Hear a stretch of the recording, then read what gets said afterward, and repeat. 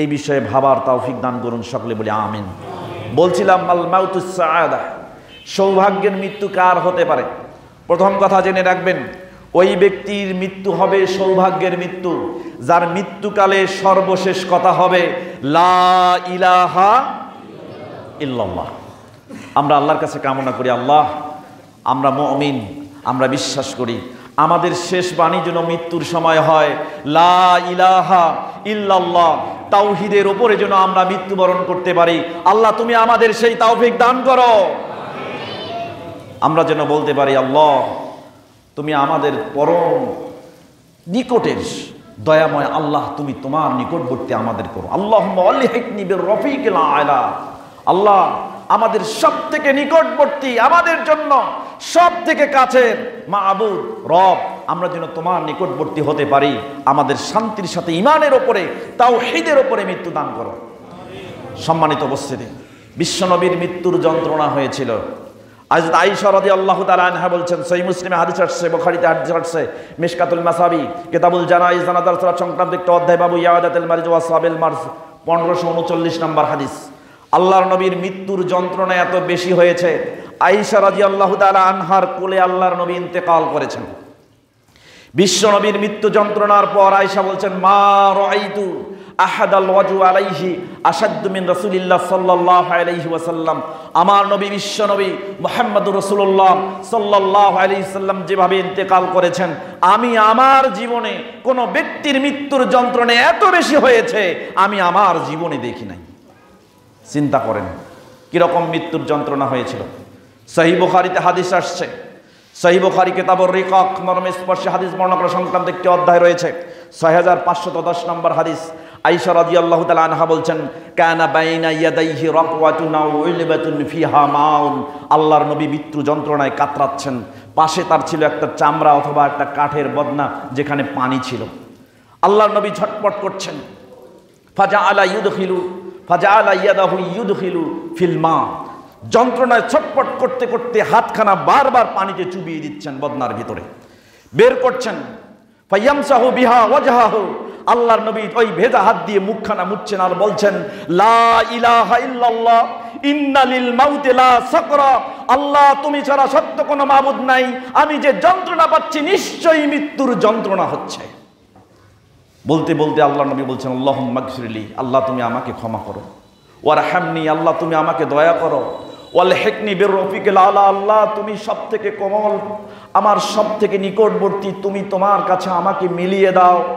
এ কথা বলতে বলতে আয়েশা বলছেন, সুম্মা নাসাবা ইয়াদাহু, আল্লাহর নবী মুহাম্মদুর রাসূলুল্লাহ সাল্লাল্লাহু আলাইহি ওয়াসাল্লাম হাত দুখানা উপরে উঠায় আল্লাহর কাছে প্রার্থনা করছেন আর কাঁদছেন, চোখ দিয়ে পানি বেয়ে পড়ছে, যন্ত্রণায় ছটপট করছেন আর এ কথা বলছেন। এভাবে বলতে বলতে দেখলাম হাত্তা মালাত ইয়াদাহু আলাল আরজ ওয়া কুবিজা, আল্লাহর নবী এ কথা বলতে বলতে, এই যন্ত্রণার কথা বলতে বলতেই উপর থেকে তার হাত মাটিতে আছাড় খেয়ে পড়ে গেল আর দুনিয়া থেকে তিনি বিদায় হয়ে চলে গেলেন। সম্মানিত উপস্থিতি, বিশ্ব নবীর যন্ত্রণা হয়েছে, অতএব আমি তো তুচ্ছ, আপনি আর তুচ্ছ, আমাদের এই জীবনের কোনো দাম নেই, কোনো মূল্য নেই। আমাদের এই জীবন নিয়ে আল্লাহ সুবহানাহু ওয়া তাআলার সামনে উপস্থিত হব, যদি শেষ বাক্যটা হয় লা ইলাহা ইল্লাল্লাহ, তাহলে এই মৃত্যুটা সৌভাগ্যের মৃত্যু নাও হতে পারে। এজন্য আমরা কামনা করি, আল্লাহ আমাদের শেষ মৃত্যুর ভাষাটা যেন এটাই হয়, শেষ বাক্য যেন এটা হয় লা ইলাহা ইল্লাল্লাহ, তাওহীদের উপরে থেকে যেন আমি মৃত্যুবরণ করতে পারি। মুস্তাদরাক আল হাকিম নামে একটা হাদিসের কিতাব আছে, কিতাবুল জানাইজ জানাজার সালাত সংক্রান্ত একটি অধ্যায়, এই অধ্যায়ের 1299 নম্বর হাদিস। আবু দাউদে এই হাদিসটি এসেছে, মিশকাতুল মাসাবি কিতাবুল জানাইজ জানাজার সালাত সংক্রান্ত একটি অধ্যায় রয়েছে, বাবু মা ইউকালু ইনদা হাজরাতিল মাউত, মৃত্যুর ঠিক নিকটবর্তী সময়ে যা বলা হবে এ সংক্রান্ত একটি অনুচ্ছেদ রয়েছে। ফাসলুস সানি, দ্বিতীয় পরিচ্ছেদের হাদিস নাম্বার 1621। হাদিসটি বর্ণনা করেছেন মুআয বিন জাবাল রাদিয়াল্লাহু তাআলা আনহু থেকে বর্ণিত। তিনি বলেন, রাসূল সাল্লাল্লাহু আলাইহি ওয়াসাল্লাম বলেছেন, মান কানা আখিরু কালামিহি লা ইলাহা ইল্লাল্লাহ দাখালাল জান্নাহ, যদি কোনো ব্যক্তি মৃত্যুর আগে তার শেষ বাক্য যদি এটা হয় লা ইলাহা ইল্লাল্লাহ, আল্লাহ ছাড়া সত্য কোনো মাবুদ নেই, আল্লাহর নবী বলেছেন দাখালাল জান্নাহ, সে জান্নাতে যাবেই। সৌভাগ্যের মৃত্যু এটা, সৌভাগ্যের মৃত্যু এটা। কি জীবনে আমল করেছেন, কি আমল করছি যে শেষ সময় আমার বাণী হবে না, আমার কথা হবে না, লা ইলাহা ইল্লাল্লাহ কেন হবে না? কি আমল করছি আমি, কি আমল করছি? কামনা করুন, আল্লাহর কাছে প্রার্থনা করুন, আমাদের শেষ বাক্য যেন মরার আগে, মৃত্যুর মুহূর্তে যেন আমরা বলতে পারি তাওহীদের বাণী, লা ইলাহা ইল্লাল্লাহ। সৌভাগ্যের মৃত্যু, অবশ্যই সৌভাগ্যের মৃত্যু। যার শেষ বাক্য হবে এটা, আল্লাহর নবী বলেছেন দাখালাল জান্নাহ, সে জান্নাতে যাবেই। দ্বিতীয় সৌভাগ্যের মৃত্যু বুঝবেন কেমন করি? 2 নম্বর কারণ, যদি দেখেন মৃত্যু যন্ত্রণায় ছটপট করছে, কপাল ঘেমে যাচ্ছে, কপাল ঘামছে, কপালের মধ্যে ঘামের কণা জমেছে, বুঝবেন এই লোকটি এই অবস্থায় মরে গেলে তার মৃত্যুটা সৌভাগ্যের মৃত্যু হতে পারে। চিন্তা করেন, আল্লাহ তুমি আমাদের মৃত্যুর সময় যেন তাওহীদের বাণীর উপরে আমার কপাল ঘেমে যেন পানিতে আপ্লুত হয়ে যায়, কপাল ঘেমে যেন ঘরমাক্ত হয়ে যায়, আল্লাহ তুমি কবুল করো। সম্মানিত অবশ্যই বিশ্বনবী মুহাম্মদ রাসূলুল্লাহ সাল্লাল্লাহু আলাইহি ওয়াসাল্লামের একটি হাদিস দেখুন, সহিহ জামিউস সগীর 5149 নম্বর হাদিস, ওয়াকাইল আলবানী রাহিমাহুল্লাহ হাযা হাদিসুন ওয়া সানাদুহু সহিহুন। আবু হুরায়রা রাদিয়াল্লাহু তাআলা আনহু থেকে বর্ণিত, তিনি বলেন রাসূল সাল্লাল্লাহু আলাইহি ওয়াসাল্লাম বলেছেন, লাক্কিনু মাউতাকুম লা ইলাহা ইল্লাল্লাহ। পৃথিবীর মানুষ যখন মৃত্যু যন্ত্রণায় কেউ ছটপট করে, মৃত্যুর নিকটবর্তী সময়ে উপনীত হয়, সেই মানুষের কাছে যদি তুমি থাকো তাহলে তুমি তাকে এই শিক্ষাই দাও, সেজন্য এই কথা বলে লা ইলাহা ইল্লাল্লাহ, আল্লাহ ছাড়া সত্য কোনো মাবুদ নেই।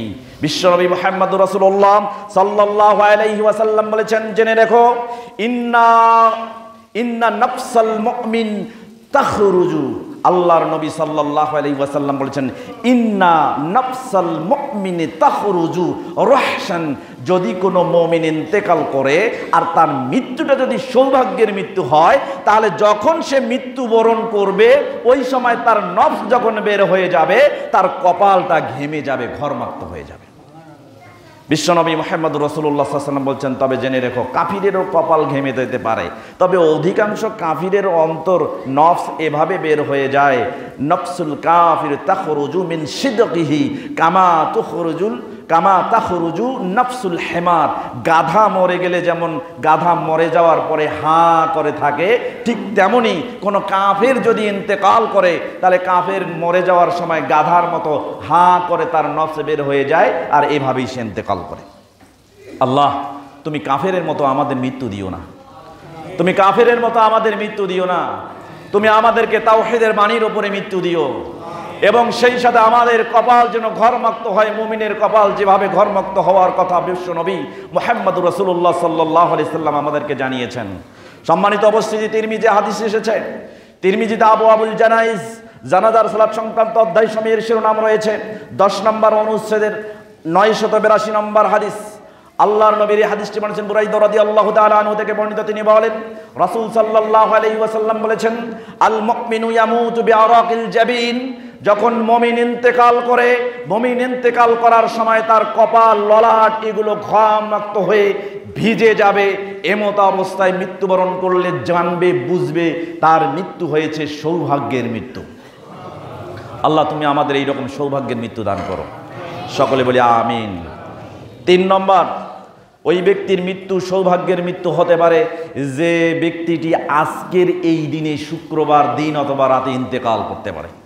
এই হাদিসটি প্রথমে বলতে করা হয়েছিল, নাসিরউদ্দিন আলবানী রাহিমাহুল্লাহ এটাকে তাহকিক করেছেন সহিহ আত-তারগিব ওয়াত তারহিবের মধ্যে। এটা প্রথম তাহকিক করার পর বলছেন হাযা হাদিসুন ওয়া সানাদুহু হাসানুন সাহিহুন।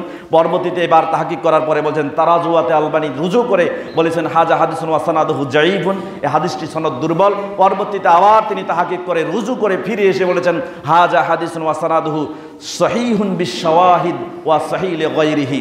আল্লাহর নবী মুহাম্মদ রাসূলুল্লাহ সাল্লাল্লাহু আলাইহি সাল্লামের এই হাদিসটি অন্য হাদিসের শাওয়াহিদ থাকার কারণে সহিহ বলে বিবেচিত হয়েছে। এই হাদিসটি মিশকাতুল মাসাবি কিতাবুস সালাত, সালাত সংক্রান্ত একটি অধ্যায়ে বাবুল জুমার দিন সংক্রান্ত একটি অনুচ্ছেদ রয়েছে, ফাসলুস সালেস, 3য় পরিচ্ছেদের 1367 নম্বর হাদিস। হাদিসটি বর্ণনা করেছেন আব্দুল্লাহ ইবনে আমর রাদিয়াল্লাহু তাআলা আনহু থেকে বর্ণিত, তিনি বলেন রাসূল সাল্লাল্লাহু আলাইহি ওয়াসাল্লাম বলেছেন, মা মিন মুসলিমিন ইয়ামুতু ইয়াওমা